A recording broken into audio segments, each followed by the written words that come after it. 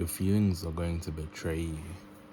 And I think that's the one thing I've learned so much, because you hear about people who, there's this stigma around like men being rational and, not necessarily as in touch to their feelings. But then I think it's difficult because I think I'm more in touch with my feelings than I am rational, which I don't know what that says about me. But I realized then now that, being super rational is, I think, the next step for someone like me going forward, because I've always listened to my emotions, and that's why, I've accomplished some things which are pretty sick, I'd say so myself. But and that's only because I wanted to, do those things. But then the opposite and the downside to that is, okay, cool, you want to do something, but then the emotions kind of run out and you don't feel the same way about doing those things, and so you find it 10 times more difficult to do those things. And so what I've started practicing is like removing all forms of emotions from any decision I make. And the reason why that is really helped me a lot, because I'm so much more consistent, because come rain, hail, whatever, I'm still going to do it. Why? Because I'm not attaching any emotions to it. There is no excitement to it. It's just part of the things I need to do. I think this is it's the most interesting thing ever, because you don't have to necessarily be, the most intense person ever. When I was younger, I used to watch, you watch these superhero movies, or you watch these people who are stars, and you imagine that they must be so intense, they must have so many emotions, they must just be out there like a fire, going at it every single day. They wake up, you think of like, David Goggins, he just wakes up, he's pumped, and for the longest time I was thinking to myself like, okay, what do these people have that I don't have?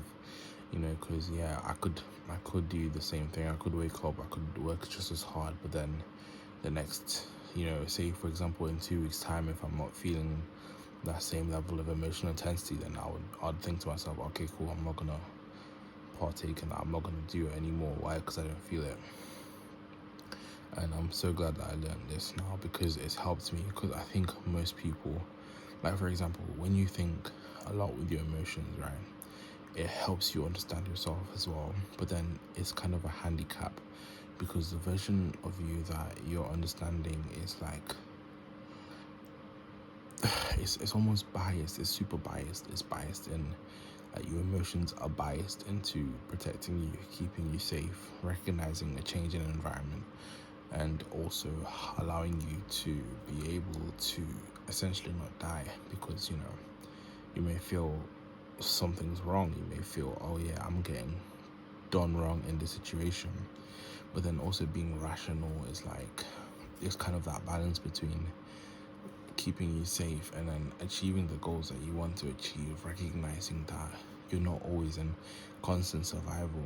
And if you really want to go out there and do these great things, or you want to achieve the goal, you want to do something that has never been done before, then nothing really comes close to just the repetition. And repetition is not exciting. And I think that's one thing anyone can take away from this video, is if you're gonna go into anything, I think it's much better to go in it without any emotion. Like, just go in it dry, just go in it, just be solemn, just be a statue that works towards the goal. Just, chip at it every single day. Like, don't look forward to it. That's what I'm saying. I don't think you should look forward to it, because, like, for example, if you start thinking to yourself, oh, I can't wait till I buy this car, or buy this Ferrari, red Ferrari, I can't wait till I buy this red Ferrari. And that's you start off at such a high frequency, but it's really hard for you to sustain the frequency, because those are things that you know your frequency is just a reaction to your surroundings. And so, say for example, there's something about your surroundings. Maybe you've seen a video of that red Ferrari, maybe you heard a story about how fast it goes, how it feels to drive it, and so naturally you're going to be excited to get that thing. But I think, for someone who wants to really do, well, I was gonna say, for someone like me, right, I just need to, first of all, I just need to be so cold, just ice cold, like genuinely, right, Don't be happy, don't be sad, don't be anything. Just look at it for what it is, right? And whether that makes sense or not, like, is up to you. But just being so indifferent, like, no matter what the goal is, right? You may say, oh, you want to be a billionaire, you want to do this and that.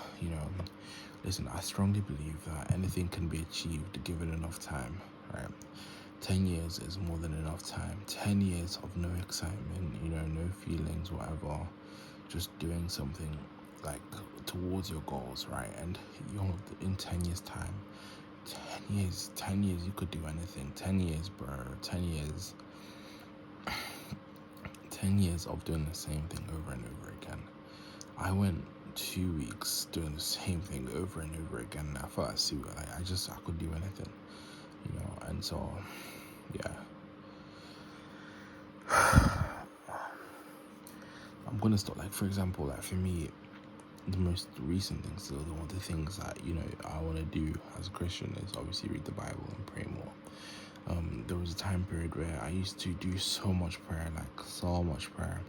Like, I used to pray a lot for long, very long, very, very long.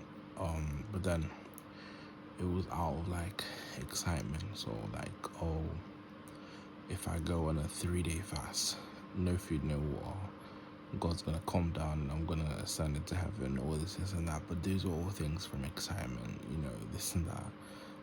But I think it's more beneficial to just go forwards without. Because then when I switched to, okay, say for example, I pray for a certain amount each day, non-negotiable, and you just do it, whether you feel it, whether you don't, whether there's any big thing coming up, whether you don't. I just did it, and I was so consistent, and momentum just comes and you just start flying. I actually learned this from my Muslim friends, because I was thinking to myself, like, oh yeah, cool, you pray 5 times a day. Because I was speaking to one of those people I met at an internship, and obviously he's Muslim, and I was just speaking to him about, like, his faith, his belief, whatever, and it was so sick how dedicated he was to, his routine, his prayer routine. Even while we were away, and that's one thing I was thinking about. Yeah.